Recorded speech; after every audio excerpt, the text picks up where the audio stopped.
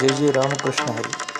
श्री सद्गुरू महाराजांची अशीच प्रवचने श्रवण करण्यासाठी कीर्तन प्रवचनमाला या यूट्यूब चॅनलला लाईक, शेअर आणि सबस्क्राईब करा. जय श्रीराम.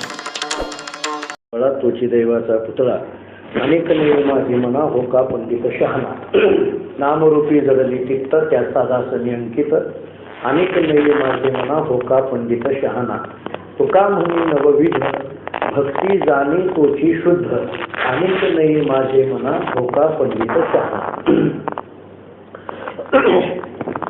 नवविध भक्तीचा विचार आपण करीत आलेलो आहोत. नवविध भक्तीचा विचार करत असताना आज आपल्याला सख्य नावाच्या भक्तीचा विचार करायचा आहे. सख्य भक्ती नावाची जी भक्ती आहे 8व्या क्रमांकाची, तिचा आपल्याला विचार करायचा आहे. आतापर्यंत आपण श्रवण आहे, कीर्तन आहे, स्मरण आहे, पादसेवन आहे, अर्चन आहे, वंदन आहे आणि दास्य, इथपर्यंतच्या 7 भक्तींचा विचार आपण करून आलो. आता आपल्याला सख्य भक्तीचा विचार करायचा आहे. भक्तीचा विचार करत असताना भक्ती म्हणजे काय, इथून प्रत्येक वेळेस आपण सुरुवात केलेली आहे. आतापर्यंत वेगवेगळ्या व्याख्या आपण पाहत असताना अज्ञाविलाशितम शून्यम ज्ञान कर्मादि अनावृतम या व्याख्येचाही विचार आपण भक्तिरसामृत सिंधू नावाच्या ग्रंथाच्या माध्यमातून थोडासा पाठीमागे आपण करून आलेलो आहोत. आणि हे करत असताना भक्तीचा विचार मांडत असताना श्रीमद भागवतामध्ये शुकाचार्यांनी थोडासा वेगळ्या पद्धतीने विचार भक्तीचा मांडलेला आहे. खरं तर ते शब्द आहेत, परंतु वेगळ्या भूमिकेतून मांडलेले आहेत. लक्षणम भक्ती योगस्य निर्गुणस्य ही उदाहृतम अहेतुक्य व्यवहिता या भक्ती पुरुषोत्तमे. अहेतुक्य व्यवहिता हा विचार तिथं मांडला, परंतु इथं बोलत असताना निर्गुणस्य ही उदाहृतम अशा पद्धतीनं शुकाचार्यांनी तिथं बोलायला सुरुवात केलेली आहे. अहेतुक्य व्यवहिता असा मुद्दा मांडत असताना इथं भगवान श्रीहरीवर असलेलं अनन्य आणि निष्काम जे प्रेम आहे त्याला भक्ती म्हणा असा विचार इथं विशेषत्वाने मांडलेला आहे. अनन्य प्रेम आणि निष्काम प्रेम. खरं तर अनन्य म्हणजेच निष्काम आणि निष्काम म्हणजेच अनन्य. प्रेमाचा विचार मांडत असताना वात्सल्य प्रेम वेगळं, सख्य प्रेम वेगळं, कामरूपी प्रेम वेगळं आणि निष्काम म्हणजेच त्याला परमप्रेम असंही म्हटलं जातं. हे प्रेम वेगळं. प्रेमाचा विचार मांडत असताना सकाम प्रेम वेगळं आणि निष्काम प्रेम वेगळं. मुख्यतः 2 प्रकार पहा प्रेमाचे. तसं शास्त्रकारांनी, भक्तिशास्त्रकारांनी प्रेमाचे अनेक पद्धती वेगवेगळे प्रकार केलेले आहेत. हरिपाठाच्या चिंतनामध्ये ते सगळं झालेलं आहे. तर इथं प्रेमाचा विचार मांडत असताना एक सकाम प्रेम आहे आणि दुसरं निष्काम प्रेम आहे. सकाम कामनेसह केलेलं प्रेम, काही ना काही इच्छा ठेवून केलेलं प्रेम. प्रेमामध्ये काहीतरी अपेक्षा आहे. मी इथं यांच्याबरोबर राहतोय, यांच्यावर प्रेम करतोय किंवा यांच्या सहवासामध्ये आहे, मला याच्यातून काहीतरी प्राप्ती झाली पाहिजे. काहीतरी प्राप्तीच्या दृष्टीने केलेलं जे प्रेम आहे, व्यावहारिक लाभाकरिता, व्यावहारिक लाभाच्या दृष्टीने केलेलं जे प्रेम आहे याला सकाम प्रेम असं म्हटलं जातं.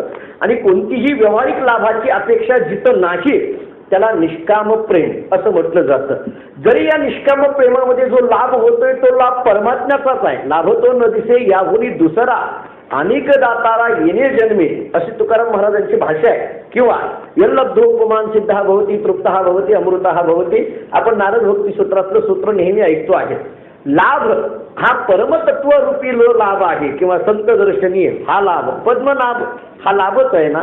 पद्मनाभ जोडीला हा लाभ म्हणजे लाभाच्या दृष्टीने भगवंताची प्राप्ती होणं हाच एक लाभ परमार्थामध्ये मानला जातो. इथं व्यावहारिक कोणत्याही लाभाची इच्छा जिथं नाही त्याला निष्काम प्रेम असं म्हटलं जातं. काही अपेक्षा नाही असं दाखवितात, पण त्यांच्यासारखी अपेक्षा कुणालाच नसते. काही ठिकाणी अपेक्षा नाही असं दाखवणारी काही असतात. एखादा संन्यासी म्हटलं की संन्यासाच्या दृष्टीने काय विचार आपल्याला विचारसागरामध्ये सांगितलंय. संन्यासीने काय करावं, काय नाही करावं. संन्यासी जो आहे ना, तो संन्यासी सकाळच्या वेळेला नदीवरनं आपल्या आश्रमाकडे निघाला. कल्पना करा. आणि आश्रमाकडे निघाल्यानंतर नेमकं रस्त्यावर एक सोन्याचं नाणं त्याला दिसलं. सोन्याचं नाणं दिसल्याबरोबर त्यांनी काय केलं, इकडं तिकडं पाहिलं, त्या सोन्याच्या नाण्यावर पाय दिला आणि उभा राहिला. स्वतः त्या सोन्याच्या नाण्यावर पाय दिला, उभा राहिला. येणारी जाणारी माणसं त्या संन्याशाकडे पाहत होते. कधीच असा थांबत नव्हता. आज मात्र असा कशावर तरी असा तटस्थ उभा आहे. येणारी जाणारी माणसं पाहत होती. एक शेतकरी बाबा नेहमी त्या नदीच्या काठावरून इकडून तिकडं त्यांच्या वैयक्तिक कामाकरता नेहमी त्यांचं जाणं येणं असायचं. त्या शेतकरी बाबांनी त्यांना पाहिलं. शेतकरी बाबांनी त्यांच्याकडे पाहून विचारलं, का हो म्हटले, इथं का उभा आहे, असं का उभा आहे? त्या संन्याशींनी सांगितलं, काही नाही, मी इथं मुद्दाम उभा आहे, माझ्या पायाखाली एक सोन्याचं नाणं आहे, 1 रुपयाचं सोन्याचं नाणं आहे, आणि ते जर तू पाहिलं किंवा अन्य कोणी पाहिलं तर ते सोन्याचं दुसऱ्याचं नाणं तुम्ही खिशात घालताल आणि घरी घेऊन जाताल, असं तुमच्याकडून पाप घडू नये म्हणून मी त्या सोन्याच्या नाण्यावर पाय घेऊन उभा राहिलोय. तो शेतकरी म्हटला, अहो महाराज, मी गेली 4 दिवस झालं ते बघतोय सोन्याचं नाणं, तुम्ही कशाला त्याच्यावर एवढा पाय घेऊन उभा राहिलाय? पाय आपल्याला अपेक्षा नाही हे दाखवणं वेगळं आणि अपेक्षा असणं वेगळं. सकाम आणि निष्काम याचा विचार आपला चाललेला आहे. अहेतुक्य गमहिता श्रीमद भागवतातला शब्द असा सांगितला. इथं कोणतीही अपेक्षा नाही असं केलेलं जे प्रेम आहे ना, त्याला भक्ती म्हटलं जातं. नाथ महाराजांनी सुंदर व्याख्या सांगितली या संबंधाने. भक्ती नामाचा इत्यर्थ, नाथ महाराज भागवतात सांगतात, भक्ती नामाचा इत्यर्थ माझे स्वरूपी निज भावार्थ. भक्ती नामाचा इत्यर्थ, संपूर्ण इत्यर्थ भक्ती नामाचा काय? माझे स्वरूपी निज भावार्थ, येणेची लाभे परमार्थ, सुबळ शास्त्रार्थ या नावे. भक्ती नामाचा इत्यर्थ यालाच भक्ती म्हणा. कशाला? माझे स्वरूपी निज भावार्थ ना, याला भक्ती म्हणा. माझे स्वरूपी निज भावार्थ. नाथ भागवतातली दुसरी एक ओवी आहे, माझे स्वरूपी ज्याचे चित्त अखंड जडले भजनयुक्त, त्यासीच बोली जे मदभक्त तेची संत सज्जन. भक्ताचं संतांचं लक्षण सांगत असताना भक्तिशास्त्राच्या दृष्टीने नाथ महाराजांनी हे लक्षण केलेलं आहे. तेच आपल्याला चाललेलं आहे. भक्ती नामाचा इत्यर्थ काय? माझे स्वरूपी निज भावार्थ, माझ्या स्वरूपामध्ये ज्याचा निज भावार्थ, निज भाव आलेला आहे, निज भाव ज्याचा माझ्या स्वरूपामध्ये आहे. चित्त स्वरूपामध्ये जडलं पण अखंड जडले भजनयुक्त. माझे भगवंतांनी स्वतः सांगितलेली व्याख्या काय? माझे स्वरूपी ज्याचे चित्त, माझ्या स्वरूपामध्ये ज्याचं चित्त कसं? अखंड जडले भजनयुक्त. भजनयुक्त चित्त ज्याचं स्वरूपामध्ये जडलेलं आहे त्याला भक्ती म्हणा, त्याला मदभक्त म्हणा, त्याला संत म्हणा. तिथंच सगळे शब्द हे लागून घ्या. किंवा नाथ भागवताची ओवी परवा बोललेलो आहे मी. प्राप्ता प्राप्त लाभावस्था बाधून सखे साधूंच्या चित्ता, चित्त घातले भगवंता. या नाव निरपेक्षता म्हणजे प्राप्त लाभावस्था बाधून सखे साधूंच्या चित्ता. आता या चित्ताला, साधूंच्या चित्ताला कोणतीही लाभाची अवस्था व्यवहारातली बाधत नाही का? कारण चित्त घातले भगवंता ना. चित्त भगवंता घातले म्हणजेच काय? माझे स्वरूपी ज्याचे चित्त अखंड जडले भजनयुक्त. म्हणजेच काय? भक्ती नामाचा इत्यर्थ माझे स्वरूपी निज भावार्थ. नाथ भागवतातलं चिंतन आहे, माझे स्वरूपी निज भावार्थ, येणेची लाभे परमार्थ. यालाच परमार्थ म्हणा. बस, परमार्थाची एक सोपी व्याख्या आणखीन सांगून टाकली. यालाच परमार्थ म्हणा. काय?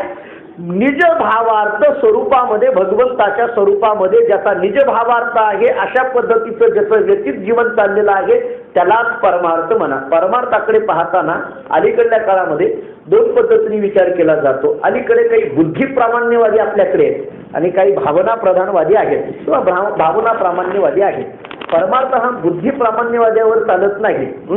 जर फारच बुद्धीचा विचार मांडायचा झाला तर ज्ञानोबांनी त्यालाही उत्तर दिलंय, बुद्धीचे वैभव अन्य नाही तुझे, एका केशवराजे सकळ सिद्धी. बाकीकडे नाही. भावना प्रधानवादी, इथं भावनेला फार महत्व आहे. इथं भावाने हे सगळा विषय चालणार आहे. असा जो भाव आहे किंवा या भावाचा विचार मांडत असताना परमार्थामध्ये बाकी कोणतंच बळ नाही. सगळ्यात महत्वाचं बळ सांगितलं भावबळ. आपण रोज हरिपाठ म्हणतो, भावबळ या आकळे हे रवी नाकळे. किंवा तुकाराम महाराजांचं वचन आहे, भावापुढे बळ नाही कोणाचे सबळ. भावापुढे बळ नाही कोणाचे सबळ. या भावाच्या पुढे दुसरं कोणतंही बळ, सबळ असं बळ नाही. बाकी कोणतंही बळ जरी मानत असला तरी ते भावाच्या पुढे सबळ नाही. भाव हेच एक बळ असं आहे की ते सबळ अशा पद्धतीचं भावाचं बळ आहे. या भावाने युक्त असलेला जो निज भावार्थ, तो निज भावार्थ भगवंताच्या ठिकाणी ज्यांचा आहे त्याला भक्ती म्हणा. या भावाचा 4 पद्धतीने विचार भक्तिशास्त्रकारांनी सांगितलेला आहे. एक भावोदय, दुसरं भाव संधी, तिसरं भाव शाबल्य आणि चौथं भाव शांती. भक्तिशास्त्रकारांनी असा विचार केलेला आहे भावाच्या बद्दल. भावोदय 1, भाव संधी 2, भाव शाबल्य 3 आणि भाव शांती 4. पहिला प्रकार घ्या भावोदय. भगवंताला पाहिल्याबरोबर अंतःकरणामध्ये प्रेम निर्माण होणं हा भावोदय आहे. त्याला पाहिल्याबरोबर भाव निर्माण होणं, प्रेम निर्माण होणं. रामायणात कथा दिली जाते. भगवान प्रभू रामचंद्रांचा अवतार झाल्यानंतर तिथं असलेली दासी होती. त्या दासीला कौसल्या मातेने आपल्या गळ्यातला नवरत्नांचा हार दिला. नवरत्नांचा हार दिला. पण दासीने तो हार तसाच्या तसा माघारी दिला आणि सांगितलं मला या हाराची आवश्यकता नाही. कौसल्या मातेला वाटायला लागलं की खरं तर मुलगा झाल्यानंतर आनंदाने काहीतरी द्यायचंय. मुलगा झालेली पहिल्यांदा घटना सांगायची आहे ना. मला मुलगा झालाय हे सांगायचं आहे. त्यावेळेस मला मुलगा झालाय हे सांगण्याकरता मी हार देते. म्हणजे पूर्वीच्या काळामध्ये मुलगा झालाय हे सांगत असताना नवरत्नांचा हार दिला जायचा. आताच्या काळामध्ये पेढे देतात अर्धा. म्हणजे भावोदय भगवान परमात्म्याला पाहिल्याबरोबर. आता हा जरा निश्चित राहणारच आहे बरं का. ऐकायचं आवड आहे.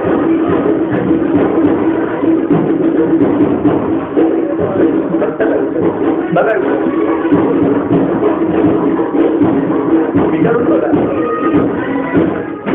नाही ते लवकर उरकायचं अवघड आहे.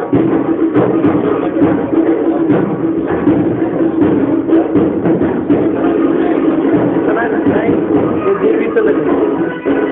ते एक देवीचं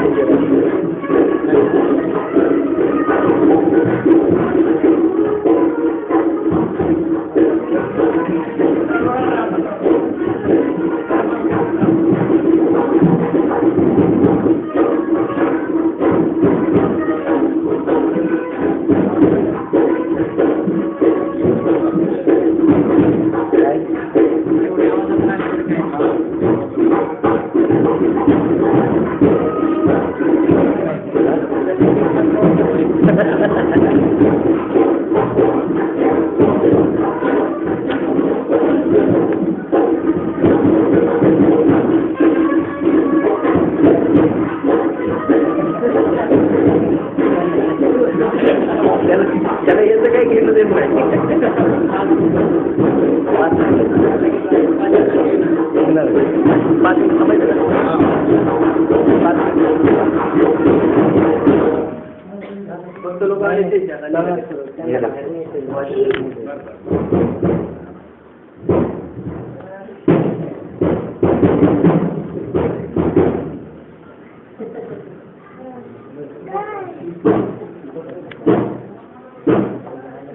थांबायचं का चालू करायचं?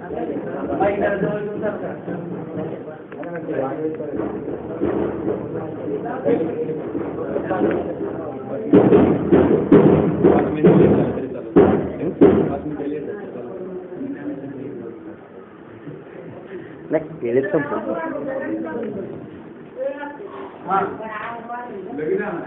बरं बरं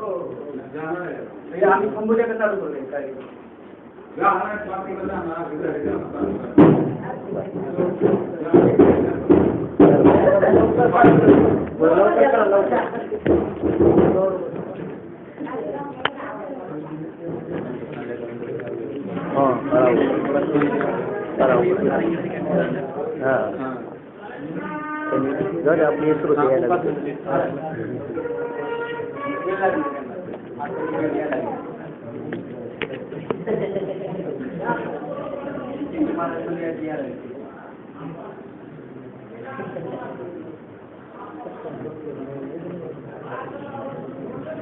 जेवढं शक्य तेवढं बोलतो. भाव या शब्दाचा विचार करत असताना 4 पद्धतीचा विचार आपला भावाचा चालू आहे. विषय आपला असा चालू आहे कारण विषय सांगणं गरजेचं आहे. आता काय चालू होत होती भक्ती या दोन्ही गोष्टींनी. भक्ती या शब्दाचा विचार मांडत असताना भक्तीची व्याख्या आपण पाहिली. भक्तीची व्याख्या पाहत असताना अहिस्तुक्य व्यवहिता असं श्रीमद भागवतातला शब्द आपण पाहिला. त्याच्याकरता नाथ भागवताची ओवी आपण अशी ऐकली. भक्ती नावाचा इत्यर्थ माझे स्वरूपी निज भावार्थ.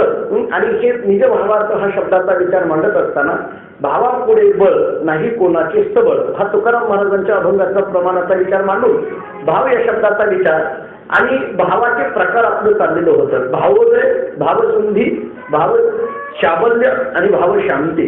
भगवंताला पाहिल्याबरोबर अंतःकरणामध्ये प्रेम निर्माण होणं याला भावोदय म्हटलं. आणि रामायणातलं उदाहरण त्याच्याकरता आपण पाहून आलो. प्रभू रामचंद्रांना पाहिल्याबरोबर दासीला काही नाही, मला तो नवरत्नांचा हार सुद्धा नको, तुला काय हवंय, काही नाही, फक्त मला एकदा प्रभू रामचंद्रांचं दर्शन द्या, एवढंच मागणी केली. मला फक्त तो राम माझ्या हातामध्ये आला ना बस झालं. याला भावोदय म्हटलं जातं. भाव संधी दुसरा प्रकार आहे. दोन घटना एकाच वेळेला एकाच वेळेला दोन घटना एकत्रित येणं, एकाच वेळेला दोन घटना आले की त्याला भावसंधी म्हटलं जातं. म्हणजे प्रवचन चालू असणं आणि बँड वाजणं याला भावसंधी म्हणायचं, बाकी काही नाही, याला भावसंधी म्हणायचं. एकनाथ महाराजांच्या दृष्टांतामध्ये विचार आलेला आहे बघा. एकनाथ महाराजांच्या दृष्टांतामध्ये या संबंधाने विचार आहे.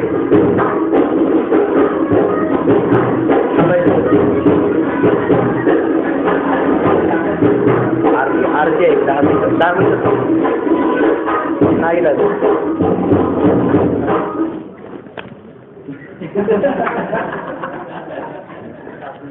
काय असतंय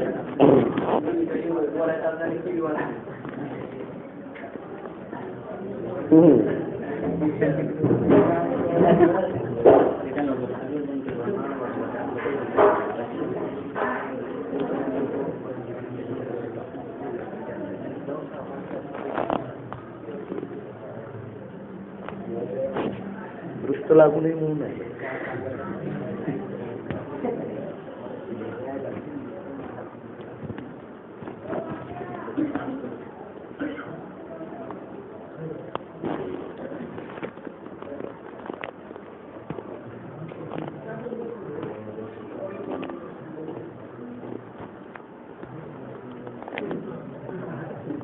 बापू ते जर 15 मिनिटं थांबत असेल तर विचारू नये. जर त्यांचं वेळ असेल तर विचारू नये. आपण 15 मिनिटात हे करू. 15-20 मिनिटात त्याला काय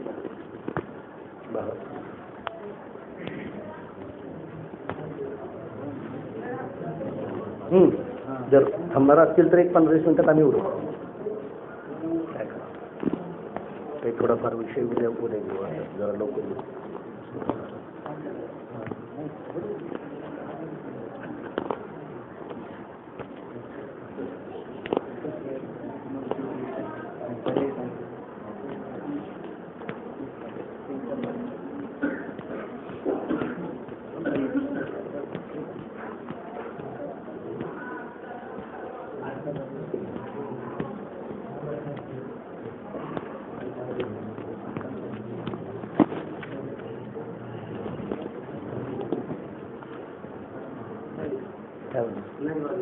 नाही का आपलं चालू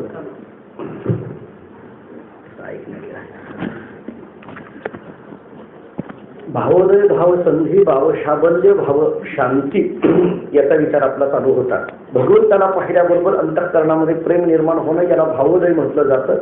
भावसंधी एकनाथ महाराजांकडे 2 आलेले जे चोर होते त्या चोरांच्या कथा सगळ्याला माहिती, मी कथा सांगत फक्त बसत नाही.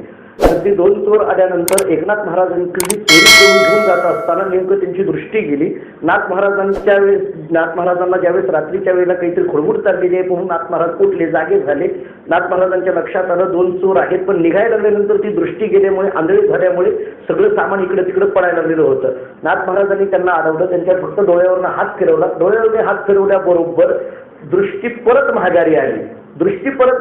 आणि त्यांनी नाथ महाराजांच्या पाया वगैरे पडले, निघाल्यानंतर नाथ महाराजांनी सांगितलं तुमचं सामान इथं पडलंय, एवढं घेऊन जा. तुम्ही चोरून घेऊन जाताना जे सामान्याने एवढं इथं पडलं एवढं घेऊन जा म्हटल्यानंतर त्या चोरांच्या मनामध्ये 2 पद्धतीचा भाव निर्माण झाला. काय, एक तर आपण असल्या महात्म्याच्या घरी चोरी करायला आलो, हे चुकलंय आपलं, हा भाव निर्माण झाला. आणि नाथ महाराजांचं या निमित्ताने दर्शन झालंय, ही आनंदाची गोष्ट आहे, हाही भाव निर्माण झाला. याला भाव संधी म्हणायचं. भाव उदय, भावसंधी, भावशाबल्य, एकाच वेळेस अनेक भाव निर्माण होणं याला भावशाबल्य म्हटलं जातं. एकाच वेळेस भक्तिशास्त्रकारांनी उदाहरणच दिलेत, त्याला वेगवेगळी उदाहरणं दिलेत. मी जरा व्यवहारातलं उदाहरण देतो. एखाद्या माणसाला फोन आला, काय फोन आला की त्याची बायको बाळांपणाला गेलेली होती आणि फोन आला त्याला, तुम्हाला मुलगा झालाय म्हटल्याबरोबर त्याला काय झालं, आनंद झाला. आनंद झाला. आनंदाच्या भरामध्ये तो पेढे आणण्याकरता पेढेवाल्याच्या दुकानामध्ये गेला. पेढे घेणार नव्हे, 1 किलो पेढे घेतले, अर्धा देण्याकरता 1 किलो पेढे घेतले. अलीकडे परिस्थिती तशी आहे. 1 किलो पेढे घेतले आणि 1 किलो पेढे घेतल्याबरोबर दुसरा फोन आला, मुलगा झालाय तुम्हाला, पण तुमच्या पत्नीची म्हणजे मुलाच्या आईची तब्येत मात्र अतिशय काळजीयुक्त आहे. म्हणजे त्याचं काळजीवान अशी पद्धतीची तब्येत आहे, काही सांगता येत नाही, काय होईल काही सांगता येत नाही. आता काय झालं बघा, ही भाव संधी आहे का नाही? काय एकतर मुलगा झाला, आनंद झाला एक भाव, आणि बायकोची तब्येत मात्र काळजी करण्यासारखी आहे हा दुसरा भाव. भाव संधी झाली. त्यांनी विचार करत होता, आता घेतलेले पेढे वाटायचे का न वाटायचे? मुलगा झालाय म्हणून वाटावं तर बायकोची तब्येत चिंताजनक आहे, बायकोची तब्येत चिंताजनक आहे म्हणून न वाटावं तर मुलगा झाल्याचा आनंद आहे. काय करावं? अशाच विवंचनेमध्ये चिंता करत करत करत करत करत घरी आला. घरी आल्याबरोबर तिसरा फोन आला. अशा वेळेस फोन येतात. तिसरा फोन आला. काय फोन आला? अहो, मुलगा झालाय तुम्हाला, बायकोची तब्येत तुमच्या चिंताजनक आहे, पण त्या मुलाच्या मामाने म्हणजे तुमच्या मेहुण्याने मुलाच्या मामाने सर्व जे काही असणारी त्याची संपत्ती त्याला कुणी नसल्यामुळे सगळी संपत्ती तुमच्या मुलाच्या नावाने करायचं ठरवलेलं आहे. किती आनंदाची गोष्ट आहे. आईची मिळाली ना संपत्ती, मुलाच्या मामाने सगळी संपत्ती करायची ठरवली. मुलगा झाला, आनंद झाला. बायकोची तब्येत चिंताजनक आहे, दुःख झालं. मुलाच्या नावाने मुलाचा मामा सर्व संपत्ती करणारा आनंद झाला. हे सगळे भाव एकत्रित होऊ लागले ना, याला भाव शाबल्य म्हणा. आणि पुन्हा चौथा फोन आला. काय आला? मुलगा चांगलाय, तुमची बायकोही चांगली. असंही होत असतं. म्हणजे हे चौथा फोन आला म्हणजे काय झालं, आणखीन म्हणजे त्याला बरं वाटायला लागलं. या सगळ्या गोष्टीचा विचार केला तर याला भाव शाबल्य म्हटलं जातं. आणि चौथा मुद्दा सांगितलाय भाव शांती.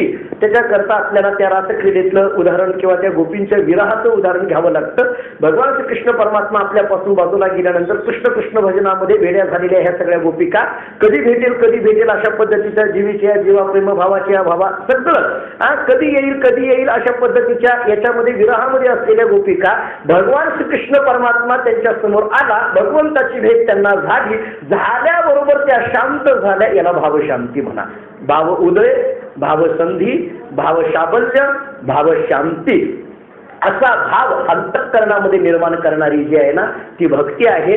अशा भावाला अंतःकरणामध्ये निर्माण करणाऱ्या भक्तीमध्ये विशेषत्वाने कोणत्या भक्तीचा विचार आहे? विशेषत्वाने सख्य भक्तीचा विचार आहे. सख्य भक्तीमध्ये असा सगळा भाव एकत्रितपणे अंतःकरणामध्ये निर्माण होत असलेला आपल्याला दिसून येतो. सख्य भक्तीचं अत्यंत प्रसिद्ध अशा पद्धतीचं उदाहरण किंवा चांगलं वर्णन ज्ञानोबारायांनी ज्ञानेश्वरीमध्ये केलेलं आहे. ज्ञानोबारायांनी म्हणजे भगवंताचंच बोलणं आहे. ज्ञानोबारायांनी सांगितलेलं आहे, भगवंताचंच बोलणं आहे. भगवान स्वतः अर्जुनाला काय सांगतायत?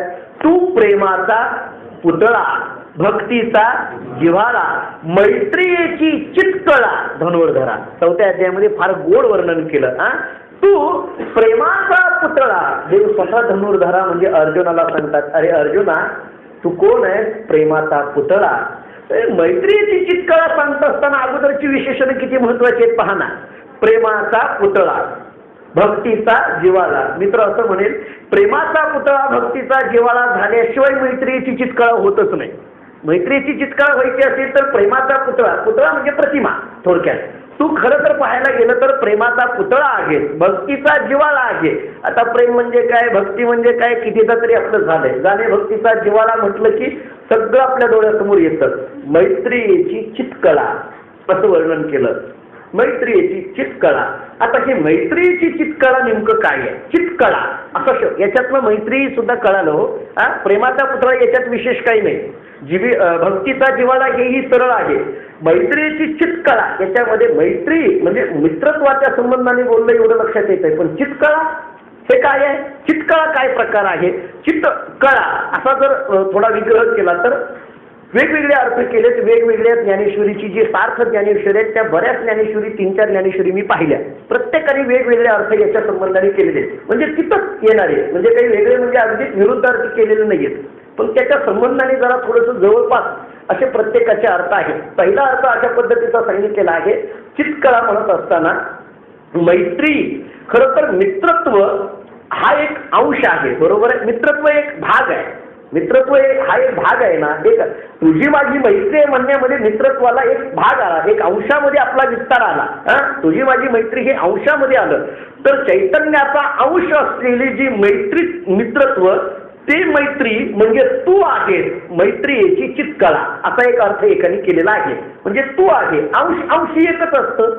पुन्हा आलं, जरी मैत्री अंश सांगितलं असलं तरी अंशी म्हणजे चैतन्य आहे ना, त्या चैतन्याचा अंश म्हणून जरी मैत्रीत्वाचा विचार मांडत असला तरी अंश आणि अंशी एकच आहे. या दृष्टीने मैत्री म्हणजेच चैतन्य, चैतन्य म्हणजेच मैत्री असा एक विचार मांडलेला आहे. दुसरा विचार असा मांडलेला आहे, चित्कळा या शब्दाचा विचार मांडत असताना खरं तर मित्रत्व ही एक जीवनकला आहे.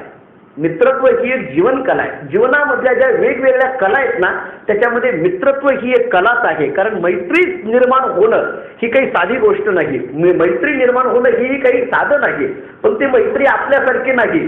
भूता परस्परे परो ही मैत्रीचा विचार इथं मांडलेला आहे.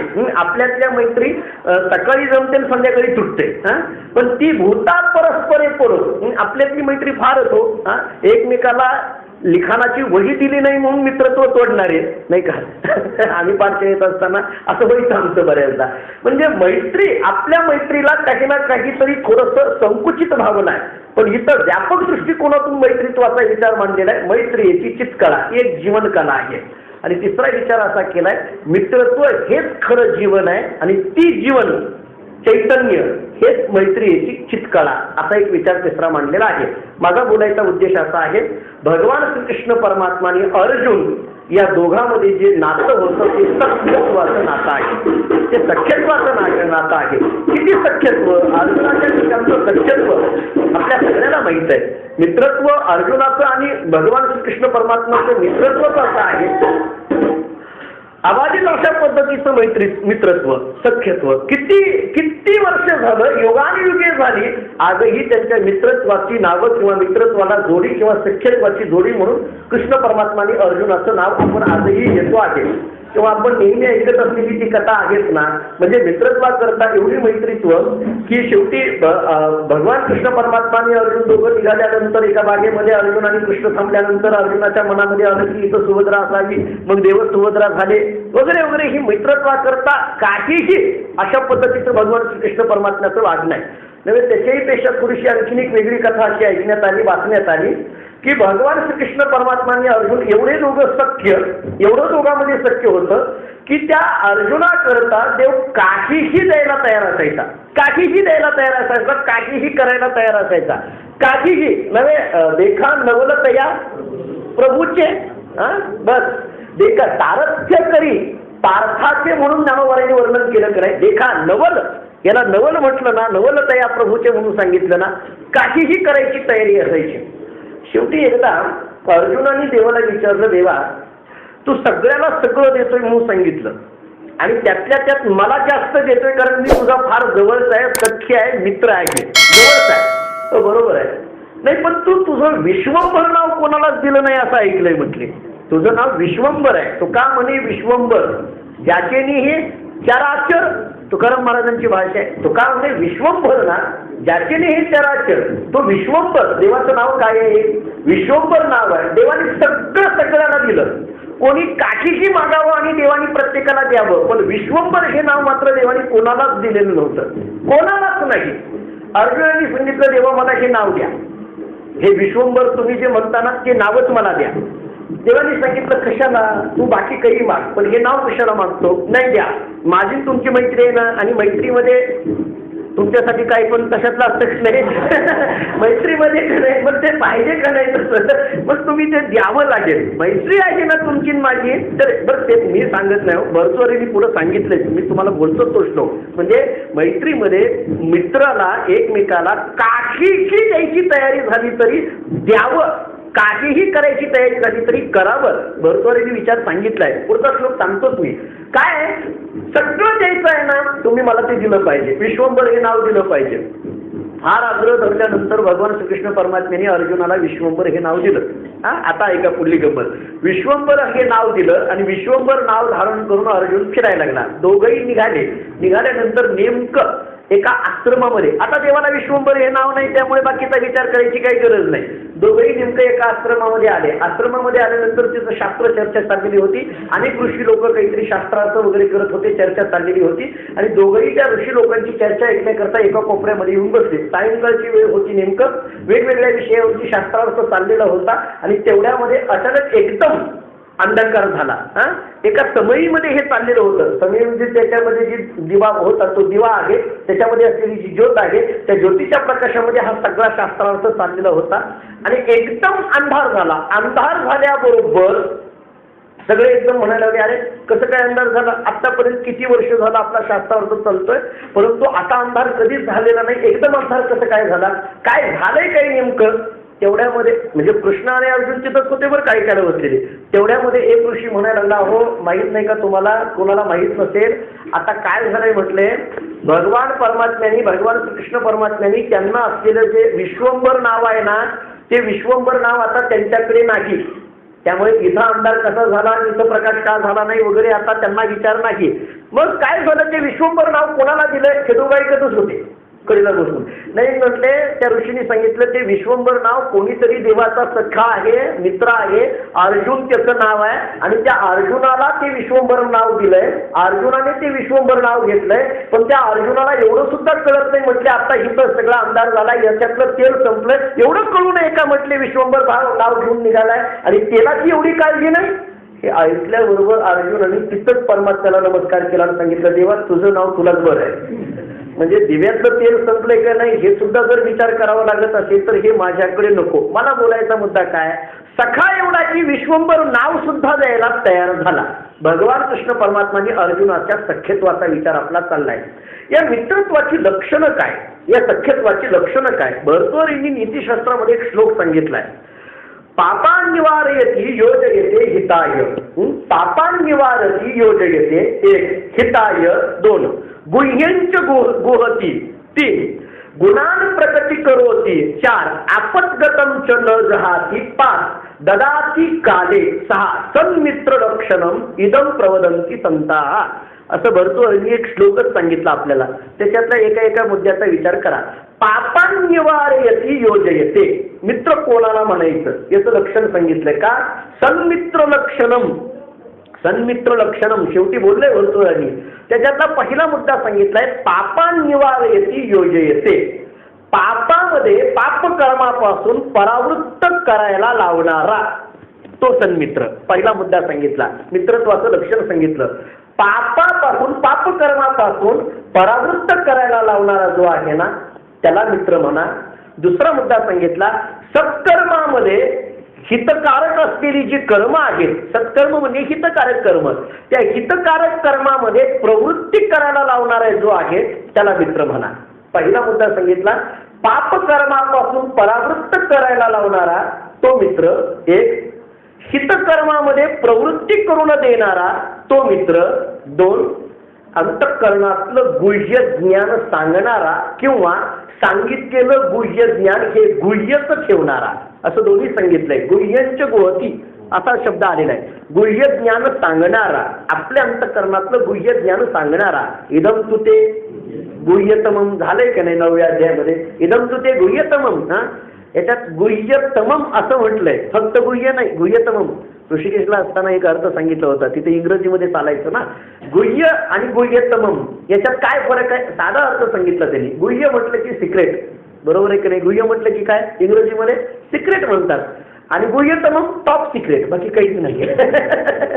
गुह्य आणि गुह्य जाऊ द्या, हे जरा व्यवहाराच्या दृष्टीने झालं. अध्यात्माच्या दृष्टीने वेगळाच अर्थ आहे. भगवद्गीतेचा गीता भाषामध्ये वेगळाच अर्थ सांगितलेला आहे. मला तो आता सांगायची आवश्यकता नाही. माझा मुद्दा काय आहे, गुह्यंच गुहती, जे गुह्य ज्ञान सांगतो, आपल्या ठिकाणचं गुह्य जे आहे ते सांगतो किंवा सांगितलेलं जे गुह्य आहे तो आपल्यातच गुपित ठेवतो, आपल्यातच ठेवतो. दोन मित्रांमध्ये असलेली जी चर्चा आहे त्याच्यामध्ये जर एखादा गुह्य गोष्ट सांगितली तर तो आपण एकमेकाला काय सांगतो, आपल्यातच राहू दे, आपल्यातच राहू दे हे म्हणणं आणि त्या दुसऱ्याने हे आपल्यातच राहू देणं याला मित्रत्व म्हणतात. आपल्यातच राहू देणं याला मित्रत्व म्हणतात. 3 मुद्दे झाले. पापान्निवारयति, पाप कर्मापासून परावृत्त करणारा, हितकारक कर्मामध्ये प्रवृत्ती करणारा, गुह्यंच गुहती, गुह्य ज्ञान सांगणारा किंवा गुह्य असलेलं गुह्यच ठेवणारा. तिसरा झाला गुणान प्रकटी करोती, सद्गुणांचं प्रकटीकरण करणारा. चौथा मुद्दा सांगितला, त्यांना मित्र म्हणा. जिथं सद्गुणाचं प्रकटीकरण आहे ना त्यांना मित्र म्हटलं जातं, त्याला मित्र म्हणा. आणि पाचवा मुद्दा सांगितला आपतगतंच न जहाती, संकटामध्ये पडल्यानंतर त्या एकट्याला सोडून न जाणारा. आपतगतम न जहाती, संकटामध्ये पडल्यानंतर एकट्याला सोडून न जाणारा. आणि शेवटी असं सांगितलं ददाती काले, मित्राकरता काहीही करणारा. म्हणून सांगितलं मगाचं वाक्य, मित्राकरता काहीही करणारा, काहीही देणारा. ददाती काले, कोणत्याही कालामध्ये मित्राकरता काहीही देणारा जो आहे ना त्यांना मित्र म्हणा. म्हणजे पापापासून निवारण करणारा, हितकारक कर्मामध्ये प्रवृत्ती करणारा, गुह्य ज्ञान सांगणारा किंवा गुह्यच ठेवणारा, सद्गुणांचं प्रकटीकरण करणारा, आपतगतंच न जहाती म्हणजे संकट कालामध्ये एकट्याला सोडून न जाणारा. आणि ददाती काले, भरतोरी सांगतात ददाती काले, प्रत्येक कालामध्ये किंवा केव्हाही काहीही देण्याची तयारी ठेवणारा. सन्मित्र लक्षणम इदम प्रवदंती संताः, असं श्रेष्ठ माणसाने सन्मित्राचं लक्षण सांगितलेलं आहे. अशा पद्धतीची ही मित्रत्वाची व्याख्या आपल्याला भरतोरीच्या नीतिशतकातून प्राप्त होते. असं मित्रत्व कोणाकडे पाहिलं जातं हो? अशा मित्रत्वाने युक्त असलेली मैत्री कुठं पाहिली जाते? सगळ्यात मोठी ही मैत्री जर कुठं पाहिली जात असेल तर ती व्रजभूमीमध्ये. व्रजभूमीमध्ये ही मैत्री पाहिली जाते ना. ब्रह्मदेवानी सुद्धा म्हणावं ना, अहो भाग्यम महोभाग्यम नंद गोप व्रज कौसम, काय यन्मित्रम परानंदम पूर्णम ब्रह्म सनातनम. यन्मित्रम परानंदम, ब्रह्मदेवाच्या मुखातले शब्द आहेत. अहो भाग्यम महोभाग्यम, काय या वृंदावनातल्या गोपाळांचं भाग्य तरी पहा. ब्रह्मदेव म्हणतोय या वृंदावनातल्या गोपाळांचं भाग्य तरी पहा. काय भाग्य? यन्मित्रम परानंदम, साक्षात असलेला परमात्मा, निर्गुण निराकार असलेला परमात्मा यन्मित्रम, तो यांचा मित्र आहे. हेच अहोभाग्यम महोभाग्यम. म्हणजे अशा पद्धतीची मित्रत्वाची लक्षणं जिथं सांगितली, अशी मैत्री कुठं पाहिली जाते तर व्रजभूमीमध्ये, गोकुळामध्ये ही मैत्री आपल्याला पाहायला मिळते. गोपाळामध्ये ही मैत्री आपल्याला पाहायला मिळते. म्हणून तर आपण रोज काल्याच्या कीर्तनात म्हणतो, गवळी याची टाकी फिरे कोण पोरे चांगली, गवळी याची टाके फिरे कोण पोरे चांगली. पेंड्याची कथा आपण सांगतो पहा. तो पेंड्या आपल्या घरून निघत असताना आईने केलेलं ताक, आईने सांगितलं इथं पिऊन जा. त्यांनी सांगितलं आई माझा मित्र असलेला कृष्ण परमात्मा, त्याला सोडून मी कधीच काही केलेलं नाही. भगवंताला सोडून मी कधीच काही केलेलं नाही. सुदामदेवाची आणि कृष्ण परमात्म्याची कथा सुद्धा अशीच आहे की नाही? किती विचारलं होतं, खातोयस का तो काय, खातोयस का तो काय? सुदामाने काय सांगितलं? नाही कृष्णा, मी काही खात नाही, मी काही खात नाही. सुदामदेव भगवान कृष्ण परमात्म्याला चोरून फुटाने खाल्ले आणि खोटं बोलले, म्हणून सुदामदेवाला 18 विश्व दारिद्र्य भोगावं लागलं असं सांगितलं जातं ना भागवतामध्ये. चला मुद्दा माझा काय चाललाय, पेंड्याने सांगितलं मी त्यांना दिल्याशिवाय काही खात नाही, पीत नाही. नाही मी दिलेलं ताक आहे, इथंच पिऊन जा. शेवटी पेंड्याने सांगितलं पितो पण जाताना जातो म्हणणार नाही, गुपचूप जाणार. सगळं तोंडामध्ये ते ताक घेतलं आणि निघाला. आईने हाक मारली, अरे पेंड्या काही बोलायला तयार नाही, जातो म्हणणार नाही, गुपचूप गेला. इथं खाली उतरू दिलं नाही. आणि मग देवाला सांगितलं, देवाने विचारलं काय आणलंय? तो मित्र आहे माझा, म्हणजे काहीतरी घेऊन आलाय. काय आणलंय? म्हटलं इथं आहे सगळं, दे मला. हात पुढे केला. शेवटी देवाने विचार केला, पेंड्याच्या मुखातलं जे काही असेल ते हातात पडणार आणि हातातून पृथ्वीवर पडणार, त्याचा नाश होणार. असं नको. मग तू एका मोठ्या दगडावर उभा राहा आणि तुझ्या तोंडातून सरळ माझ्या तोंडामध्ये सोडगवली याचे ताक पिरे कोण पोरे चांगले. आमचे वडील सांगत असतात. आता त्यांनी काही टूथपेस्टनी दात घातलेले होते का? पण गवळी याचे केवढा त्याचा छंद जेव्हा. ही मैत्रीमध्ये हे फार महत्वाचं असतं, सख्यत्वामध्ये हे फार महत्वाचं आहे. असं जे मित्रत्व आहे, या मित्रत्वाचे 4 प्रकार भक्तिशास्त्रकारांनी सांगितलेले आहेत. आपला विषय काय चाललाय? भक्ती भक्तीमध्ये निर्माण झालेला जो भाव, त्या भावाचे 4 प्रकार ऐकले. या भावाचे 4 प्रकार ऐकून हा भाव कुठं निर्माण होतोय? सख्यत्वामध्ये, मित्रत्वामध्ये निर्माण होतोय. तो मित्रत्व नेमकं कसं आहे? मैत्रीची चितकाळा म्हणून धनुर्धराचं वर्णन भगवंतांनी केलं, त्याचा विचार आपण केला आणि या मित्रत्वाची 6 लक्षणं आपण पाहिली. अशी 6 लक्षणांनी युक्त असलेलं मित्रत्व कुठं पाहिलं जातं? अहो भाग्यम अहो भाग्यम, ब्रह्मदेवाच्या मुखातलं ते वाक्य आपण पाहिलं. आणि अशा पद्धतीचं गवळीयाची टाकपिरे असा जो असलेला भगवान श्रीकृष्ण परमात्मा गोपाळाबरोबर जे सख्यत्वाने राहतोय, त्या सख्यत्वामध्ये 4 प्रकार केलेले आहेत. त्या मित्रत्वामध्ये 4 प्रकार केलेले आहेत भक्तिशास्त्रकारांनी. पहिला प्रकार सांगितला सुहृद, दुसरा सांगितला सखा, तिसरा सांगितला प्रिय सखा आणि चौथा सांगितला प्रियनर सखा. म्हणजे पहिला सांगितला सुहृद. आता सुहृद मित्र म्हणजे काय, सखा मित्र म्हणजे काय, प्रिय सखा मित्र म्हणजे काय, प्रियनर सखा मित्र म्हणजे काय, असे 4 प्रकार. त्याच्यातला सुहृद पहिला सांगितला. भगवंतापेक्षा वयाने मोठे पण भगवंताचे मित्र, याला सुहृद म्हटलं जातं बरं का. भगवंतापेक्षा वयाने मोठे आहेत पण भगवान श्रीकृष्ण परमात्म्याचे ते मित्र आहेत. नाव भक्ती रसामृत सिंधू नावाच्या ग्रंथामध्ये सगळी सांगितलेली आहेत बरं का. भगवंतापेक्षा मोठे आहेत पण भगवंताचे मित्र आहेत. कथा सांगितली जाते, ज्यावेळेस गोपाळ भगवान कृष्ण परमात्मा गोपाळांच्या बरोबर गायी राखण्याकरता निघायचे आणि गायी राखायला जात असताना यशोदानी सगळ्या त्या गोपाळांना सांगायचं, ते जे मोठे मोठे होते ना, जे भगवंता श्रीकृष्ण परमात्म्याच्या रक्षणाची जबाबदारी ज्यांच्याकडे आहे, त्यांना सगळ्यांना सांगायची, यशोदा सांगायची काय, माझ्या श्रीकृष्णाला बाहेरचं काही माहीत नाही, जरा नीट लक्ष द्या, रक्षण करा, रक्षण करा. माझ्या कृष्णाला बाहेरची हवा माहीत नाही. कृष्ण परमात्मा मनात म्हणायचे, बाहेरची आतली सगळी मला माहिती आहे हवा. मी आहे म्हणून ही हवा सुद्धा चाललेली आहे, ही हवा सुद्धा फिरते, ते मी आहे म्हणून चाललेली आहे ना, सगळं जाऊ द्या. आपला मुद्दा चाललेला आहे सुहृद, देवापेक्षा वयाने मोठे पण देवाचे मित्र, देवाच्या रक्षणाची जबाबदारी ज्यांनी सारखी आपल्या बरोबर घेतलेली आहे त्याला सुहृद मित्र म्हणा. दुसरा मित्राचा प्रकार सांगितला सखा. काय, देवापेक्षा वयाने लहान, सखाला लहान म्हटलेलं आहे. देवापेक्षा वयाने लहान पण देवाच्या सारखं बरोबर असायची तळमळ असणारे, देवापेक्षा वयाने लहान पण सारखं बरोबर असावं, त्यांच्या बरोबरच राहिलं पाहिजे, त्यांच्या बरोबरच खेळलं पाहिजे अशी अपेक्षा बाळगणारे, याला सखा म्हटलं जातं. तिसरा मुद्दा सांगितला प्रिय सखा. काय आहे प्रिय सखा?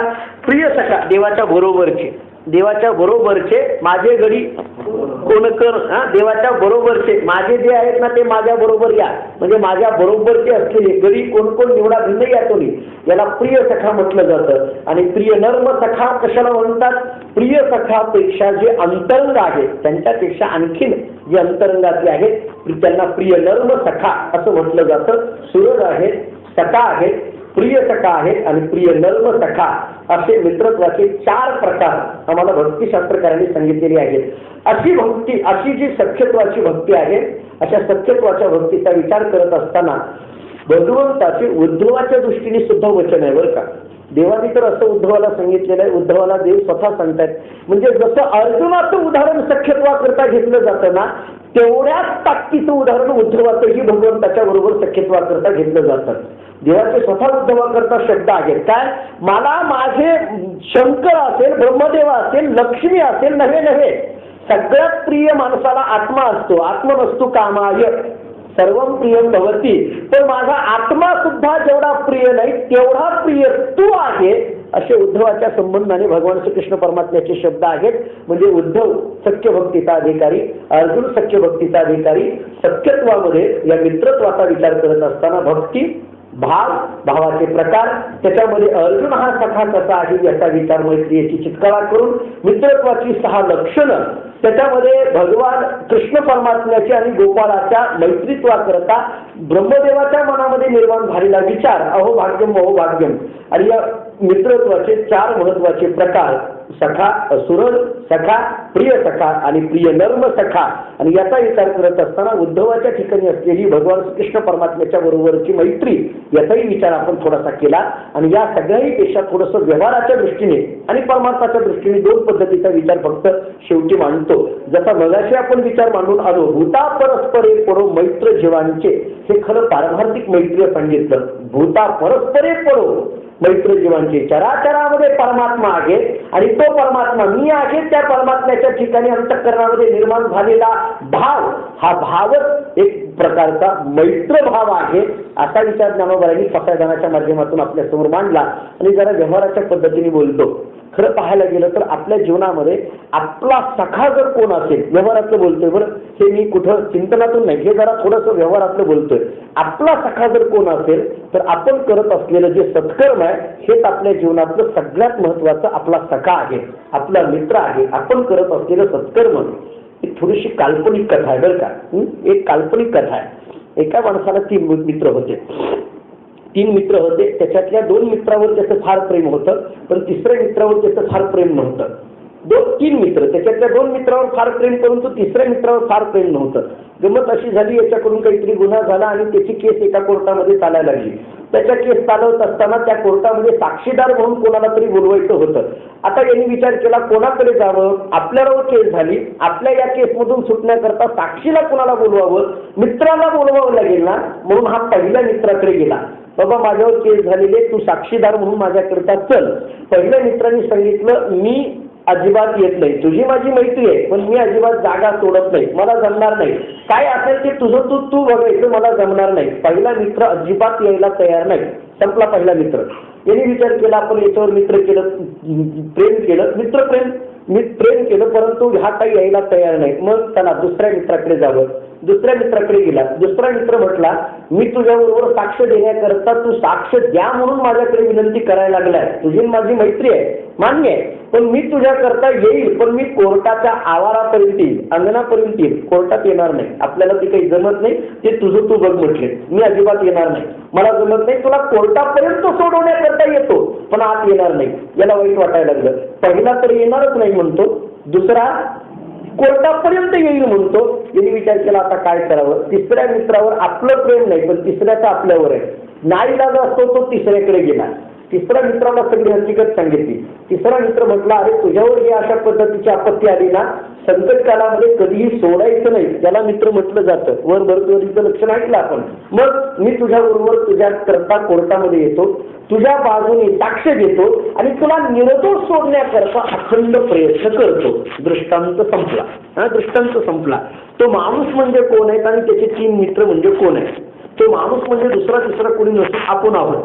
आणि आपले 3 मित्र म्हणजे आपलेही 3 मित्र आहेत. त्याच्यातल्या 2 मित्रावर आपलं प्रेम आहे, 3ऱ्यावर आपलं प्रेम नाही, पण 3ऱ्याचं मात्र आपल्यावर प्रेम आहे. त्याच्यातला 2 मित्र कोणते. पहिला मित्र आहे आपण कमवलेलं धन आणि दुसरा मित्र आहे आपण कमवलेले नातेवाईक. आपली केस ज्यावेळेस वरच्या कोर्टात चालायला लागते, वरच्या म्हणजे दुसऱ्या मध्यवर्ती नाही, खरंच वरच्या कोर्टात चालायला लागते, त्यावेळेस पहिला मित्र धन दौलत अजिबात बाहेर येत नाही. येतं का धन दौलत अजिबात येत नाही. दुसरा मित्र आपण केलेले नातेवाईक आपल्या बरोबर येतात पण स्मशानापर्यंत, तिथपर्यंत येतात, तिथं त्याच्या पुढे नाही. 3रा मित्र म्हणजे आपण केलेलं सत्कर्म आपल्याबरोबर वरती येतं आणि आपण काय केलं काय नाही याचा न्याय निवाडा करण्याकरता योग्य त्या पद्धतीची मदत करतं. म्हणून जीवनामध्ये सत्कर्म हा सगळ्यात महत्वाचा जीवनक अशा पद्धतीचा मित्र आहे, असं समाजशास्त्राच्या दृष्टीने उत्तर आलेलं आहे. आणि भक्तिशास्त्राच्या दृष्टीने भगवान श्रीकृष्ण परमात्मा हाच आपला सखा आहे.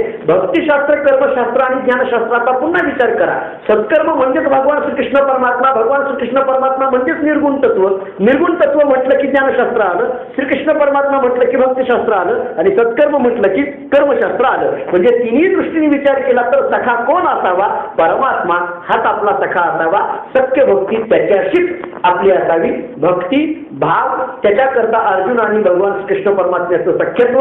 सखा असण्याकरता मित्रत्वाची 6 लक्षणं भरतवरीच्या दृष्टीने आणि मित्रत्वाचे 4 प्रकार भक्तिरसामृत सिंधू नावाच्या ग्रंथाच्या माध्यमातून. आणि या मित्रत्वामध्ये अर्जुन आणि उद्धवाचा काय अधिकार होता याचा विचार थोडासा आपण करून आलो. आणि समाजशास्त्राच्या दृष्टीने सत्कर्म हेच मानवी जीवनाचा खऱ्या अर्थाचा मित्र आहे अशा पद्धतीचा एक सामाजिक विचार या सत्य भक्तीच्या दृष्टीने आपण विचार करून आलो. आतापर्यंत 8 भक्तीचा विचार आपला झालेला आहे. उद्या 9वी भक्ती आत्मनिवेदन भक्तीचा विचार करायचा आहे. आणि उद्या आपल्या या नवविधा प्रवचनाची सांगता आणि समारोप उद्याच होतोय. म्हणजे नवविधा भक्तीचा उद्या शेवट करत असताना आत्मनिवेदन भक्तीचा विस्ताराने विचार आणि आतापर्यंतच्या ज्या पाठीमाग नवविधा भक्तीचा जो समारोप जो उपसंवार एका वेगळ्या पद्धतीने करायचा आहे त्या दोन्ही गोष्टी आपण उद्याच्या प्रवचनामध्ये उद्या संध्याकाळी 6:30 वाजता पुंडली कवच